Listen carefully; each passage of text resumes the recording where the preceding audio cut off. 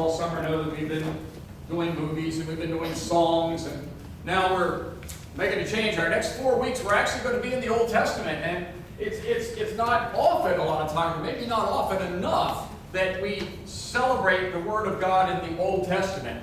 That even this past summer, as I think so, for those of you who are regulars know that I had to take an Old Testament class at seminary, and it was one of my greatest fears because I wasn't too sure even how interested I'd be, and much less how much I would get out of it. And even though this was planned long before I took that class, it was a challenge to me for us to see life in both Testaments, to see these stories. So this series is on the pitfalls of life. And the insert that was in the bulletin Bob's giving you now, that you'll be able to follow along and be able to write down these points, because my guess is that at some point in your life, by looking at the average age of the room, even including the youngest folks, except maybe not the youngest, although she is adorable, and little noises from little ones like that are simply God's opinion the world is going to go on. And that's okay. And now that my microphone works, it doesn't matter, because it'll either be my PE voice or I'll just crank up the volume. I'll tell Cindy to turn it up.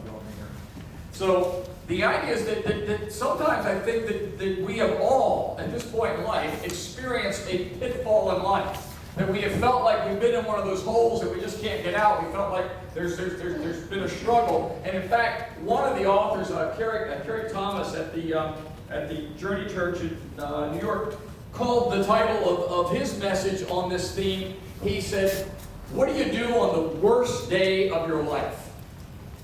And some of you in this room probably feel like, or are almost assured, that you have already experienced the worst day in your life. And yet there are some of you in this room who know that you said those words at one point in life, and you said that today is the worst day of my life, and 10 years after that you had another experience, and you began to wonder which was the worst day. See, that's the deal with pitfalls, is that they're not once. That what appears to be the worst day of your life, and if it has not yet happened, and you may be young enough that it may not have happened yet. You've had some bad days, but the worst day probably hasn't happened yet. Trust me, it is going to happen. In fact, I am a firm believer, after all my years of teaching school and looking at life, that is one of the things in our society that is causing us the greatest problem, is that we don't think it's going to happen. And we are convincing our children that it's never going to happen. We're going to protect them from everything. And no one will ever be mean. Now, don't get me wrong. If a kid ever bullied somebody in one of my classes, they found out that Mr. Osler wasn't always the nice and what he thought was a cool guy in class. He wasn't very friendly. Particularly once we got into my office one-on-one, not in front of the other kids. But we've convinced our kids that they're going to go to school and they will never get bullied. I'm sorry. Not true. Watch on TV Land. Go watch the old channels. Watch a TV show from the 50s and 60s and look at how prevalent smoking is. Everybody, let's stop. Let's do this. Oh, it's wonderful. At that time, 60 or 70% of the population in the United States smoked as adults. Now it's down to, it's about 20. It had been as low, I think, as 18 at some point. It just ticked up a little bit. But it didn't go away. We sometimes have the feeling that everything is going to go away, and in this world it is not going to happen. Now, it doesn't make it right, but we have to realize that pitfalls are for real. They are legit. And to our children in school, to our young folks, they believe that is the worst day of their life because they didn't get ice cream. We need to realize that they believe that. But we need to teach them to put that into perspective, that even if it feels like the worst day of your life, trust us, it's still coming. Today, we're going to look at the story of Joseph. For the next 4 weeks, we're going to look at this and realize that in his life, that what we have learned is there are pitfalls in life, and there are ways out of the pitfall. Like you've heard me say in the past many times, I think that our Bible illiteracy is our greatest problem. When we are in that pit, on that worst day of your life that you were thinking about it, and I could see some people reacting, it's an awful memory. On that day, you thought that you were the only person who had ever been there and done that. And yet, in reality, in the back of your mind, you knew a friend or someone who had been there. And I'm not diminishing it, because you know what? To this day, I work really hard at never saying those 3 worst words that I think that I try to avoid. The 4 words. I know how you feel. You know what? I think I know what it feels like to win the World Series. Because there's been some times in my life that have been really great and exciting, and I can only imagine what it's like to win a Super Bowl or a World Series. But you know what? I don't have a clue the reality of that. Any more than I have a clue the reality of living in the pits of life. I know what they were for me. And we could come alongside folks and do that. But our Bible illiteracy leads us to believe that we don't know where to turn when we're in the pit. And yet, in the book of Genesis, from the beginning, are some of the very most important answers to problems in life. So when we think that we're the only one, and trust me, I know your situation is absolutely unique. Whatever your grief experience, whatever your divorce experience, whatever your financial experience, whatever it was, for you, it was different than the ones I went through. And yet they were the same. And we know that, but they were different. But we're in that pit and we think there's no place to turn, and we turn to places that aren't of great help. Because we don't have that Bible literacy in our mind, and we realize, somebody says, well, Genesis, yeah, it's about the creation of the world, the end. Genesis chapter 2, yeah. There's some 30 or 40 other chapters that you need to read, at least in that one.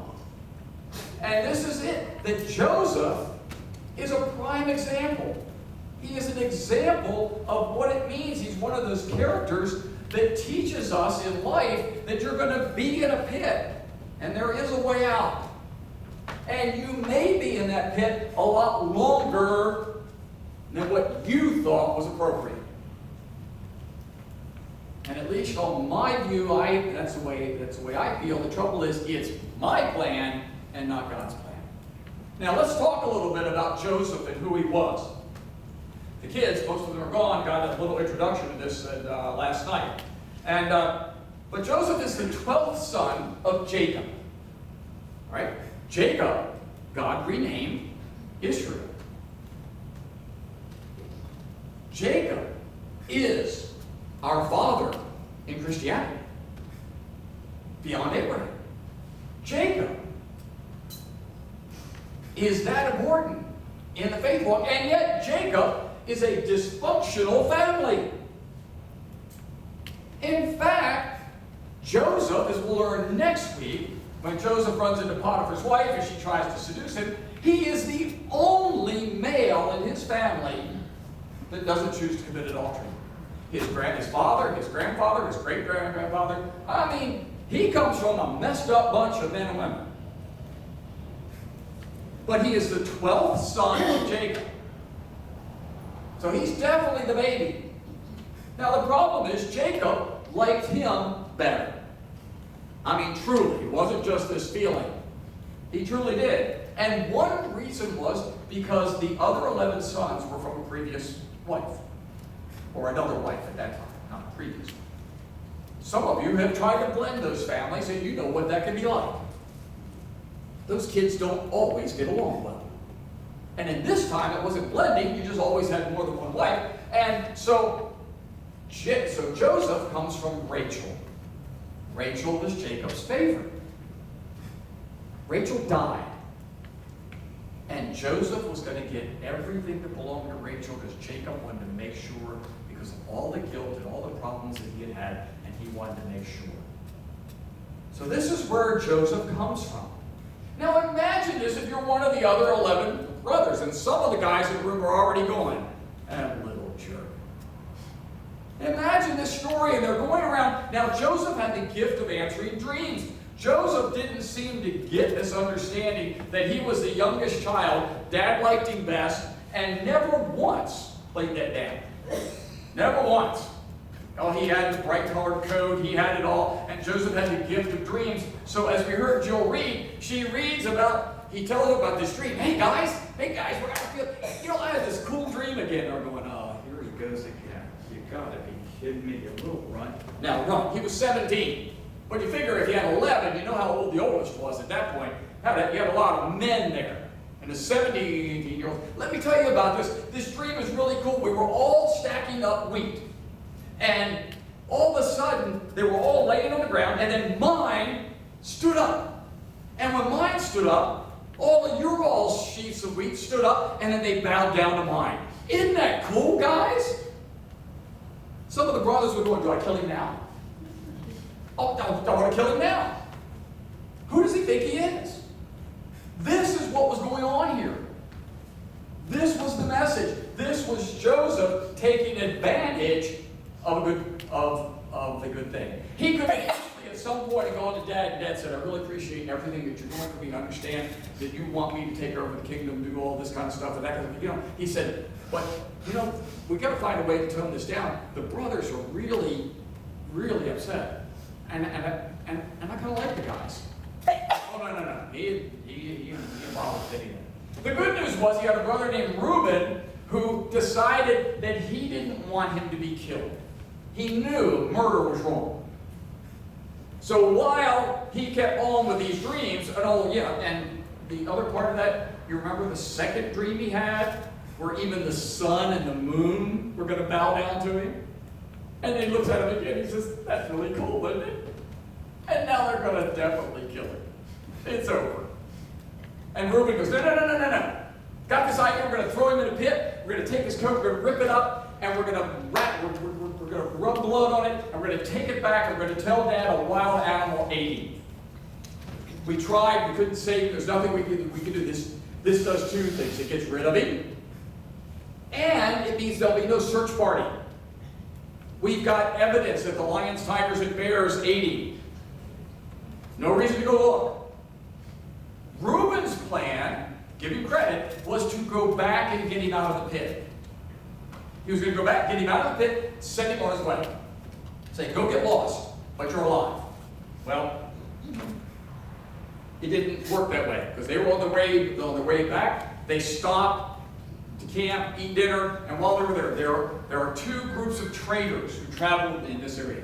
One were the Midianites, were the merchants, the other were the Ishmaelites. Midianites were sort of, traveling kind of salesmen. I'm going to make enough money to get by and go have a good time, folks. Make enough money was good enough. The Ishmaelites, on the other hand, wore big gold earrings. Silver to them was extra. That's why Joseph gets sold for only 20 pieces. The Midianites come by, they look down in the pit, they go, 17-year-old, young, strong male. Man, we could sell him. He'd make a great slave. So they get him out of the pit. We often hear that Joseph's brothers sold him into slavery. No. Actually, the Midianites got him out of the pit, waited, knew the Ishmaelites were coming along, and knew this was an easy task. That we could ask for 20 pieces of silver and they'd give it to us like nothing. And they did. The Ishmaelites then took him into Egypt and they sold him to Potiphar. All right? So this is the message, the story. And what I think is when we look at these stories, God gives us these turnaround stories to help us out of our pits. The trouble is, we're illiterate to them. We haven't read them. We don't have them there. We're the only person in the pit. No one else knows what I'm going through. And yet, from the book of Genesis, God's saying, I know you're going to be there. And here it is. Now, Joseph, being arrogant and cocky and all those kind of things, the one thing he did have going, he was, like I said, of his whole family, the most faithful to Yahweh God. Never stopped trusting God. That was the one thing. He never did. And so in that pit, now he had no idea. He was in this pit. Imagine a pit. You've probably seen them. That you would dig pits, you cover them with grass, so tigers and lions would come along, boom, they'd fall in the pit. You capture the lion, you can use the hide, use the meat, do whatever it is, and they would starve to death in there. We'd come back and you'd spear him. Joseph figured he was going to starve to death. But he never gave up hope. He kept hoping and kept thinking he was going to get through it. So he created what our character trait on the handout is. Your character trait for this week is perseverance. Now, perseverance doesn't just mean toughing it out. And we're going to go over that. There's 5 steps to it. The first one is when you are in the pit of life, you have to admit that you're there. You have to admit that you are there. Now, a lot of us, and I'm guilty of this one, oh, it's not a big deal. I said I can handle it. I can handle it. That's my defense mechanism. Said I'm okay there. But we tell ourselves that, well, I'm in debt up to my ears. I'm about to go bankrupt. But it's okay. Everybody else is in debt. It's really okay. And the next thing, it's out of control. It's unmanageable. We've lost whatever that we own because it was no big deal. It was a big deal. It was a big deal. It was not a big deal to collapse you, but it was a big deal to acknowledge you're in trouble. You're in a pit. Don't falsely say that, well, I'm over the death. It's no big deal. Married. I was married for 20-some years and we got a divorce. Okay, it's over. It's not a big deal. Yes, it is. Even if you left as angry and as hateful as you could, it was a big deal because it is who you were for 20-some-odd years. Admit that you're in a pit. There's studies on war. There are 3 types of POWs. They said that you go into war and people are captured. And there are those who believe from the time they went to war that if they ever got captured, they were going to die. There's been research to show that police officers who go in, or even soldiers who go into battle, and they fear that if they ever get shot, they will die. There's literal research that shows those that had that belief and took a non-mortal wound were more likely to die than those who took a mortal wound and believed that they could win. They actually train them to expect to live. Cancer survivors, true? Expect to live, right? Amen. So this group who had no hope, they went into POW camp, they were usually the first to die. The second group, they came in as no big deal. Said, I know they're going to beat me a little bit, I know it's going to be a little rough, but it's really not going to be that bad. Really not going to be that bad. I'm an optimist. It's going to be great. And then after about 30 days or so, you start looking around and realizing you can be optimistic as heck, but they're not beating you. They are beating the crap out of you, and it ain't looking good. And you thought you'd be out in 30 days. On whether your optimism was in God or optimism or anybody else, I'm going to be out of here, no problem. God never said there wouldn't be a problem. Those were the second to die. Then there are the third group that goes to the POW camp, and they go in and say, this isn't good. This is real. I'm in prison, and it's going to be rough. But I'm not giving up hope. I will get out of here. I may be 10 years older when I get out of here, but I will get out of here. Folks, that group usually made it. Denial in the pit will just keep you in the pit longer. You can't deny it. You're there. You got to admit it, but it doesn't mean I admit it and go, I'm in a pit, oh well. No. It's a whole different thing. Psalm 86 in verse 1 is on your handout for a reason, to write it down. Imagine you're in a pit. Now there is only one way out of a pit. If you're in a pit, that wall, and that one are fixed. And if you spend your life in a pit going, oh my gosh, I'm in the pit, there is one way out of the pit. That's it. Psalm 86:1. Imagine this. See it happen in your life. Bend down, O Lord, and hear my prayer. Answer me, for I need your help. You're in the pit of life. It sucks. It does. The psalmist says God literally bends down to hear your prayer. Look up. 2, acknowledge your responsibility. Now, there are times in the pits of life that you don't just fall in. Sometimes, like Joseph, you get pushed in. Sometimes you get pushed in. Sometimes it's the other spouse. Sometimes it's the person who fired you. Sometimes it's the person who abused you. Whatever the case is, you're pushed into the pit. Yet, the majority of our pits, the majority of our worst days, we had some responsibility. Oh, I feel so guilty because I never told so-and-so I loved them before they died. Is that their fault or your fault? And I'm not here to lay blame on you. But step 2 is you've got to acknowledge that you had a little part in this divorce. That you had a little part in this bankruptcy. You had a little part in this addiction. You had opportunities. Don't dwell on them. Don't beat yourself up for them because that's worthless. But acknowledge it. And then understand, Joseph got pushed into the pit. However, hey, I had this cool dream, guys, remember? You all were bowing down to me because I'm just the coolest thing in town. Man, I'm the baby and you guys are worshiping me. Wasn't that a cool dream, really? Come on, Joseph. What did you expect? I only had 2 brothers and I would have decked one. And I was the oldest.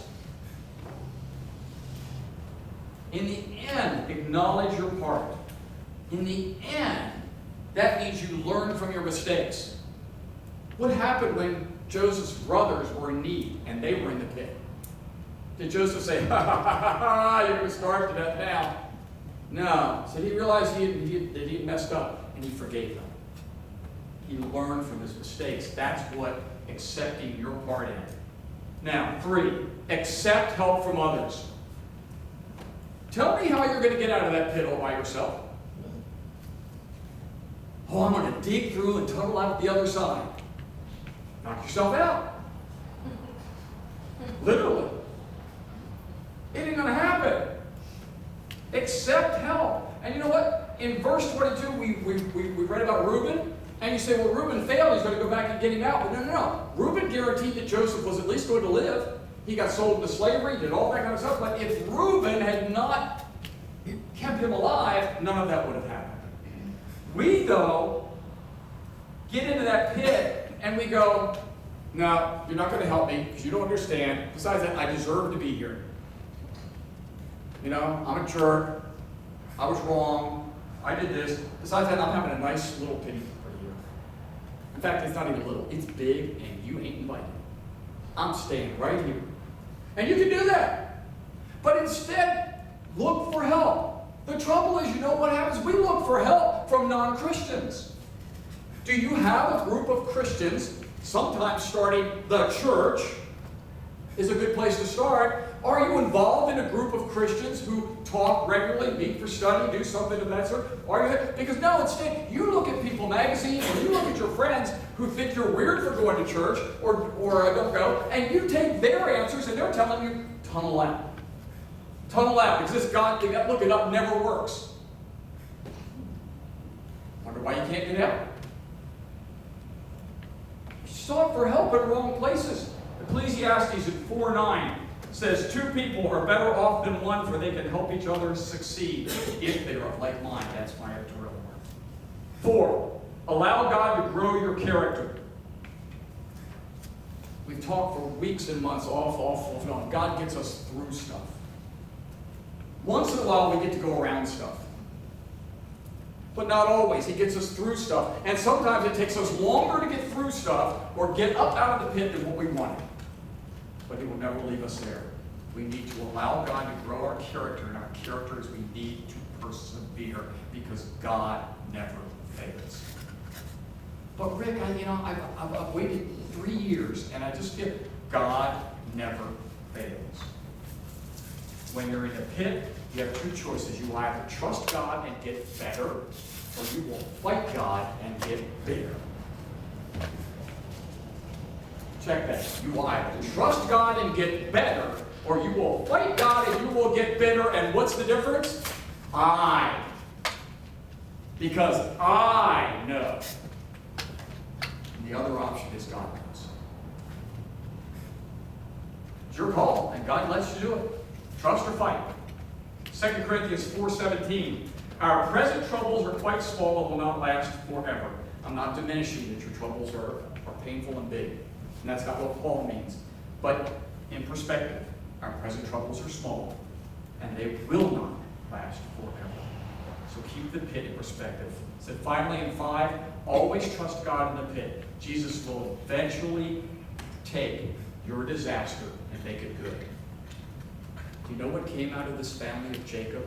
These 11 brothers who wanted to kill their little arrogant, snot-nosed 17-year-old brother.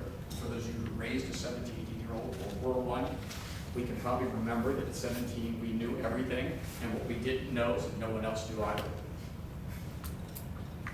Out of this family, you know what God did?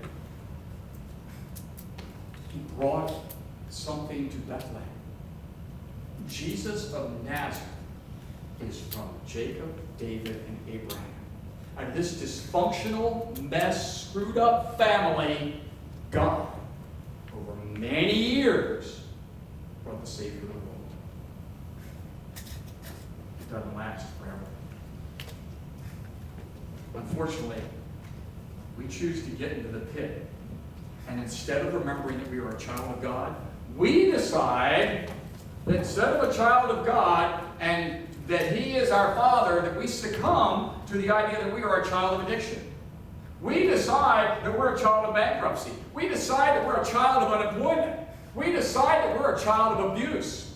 We're a child of cancer. We're a child of Parkinson's. We're a child of old age. We're a child of young age. We decide because we've listened to people outside the church or outside our Christian faith, and the church isn't always right by any means.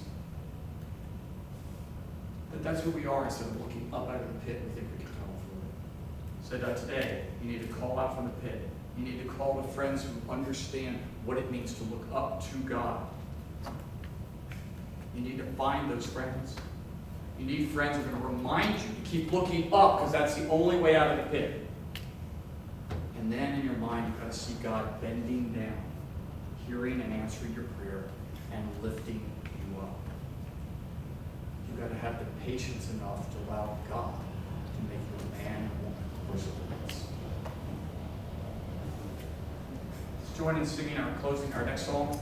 As you're able, let's stand. Because He lives, because it is with that, because He lives, that we'll get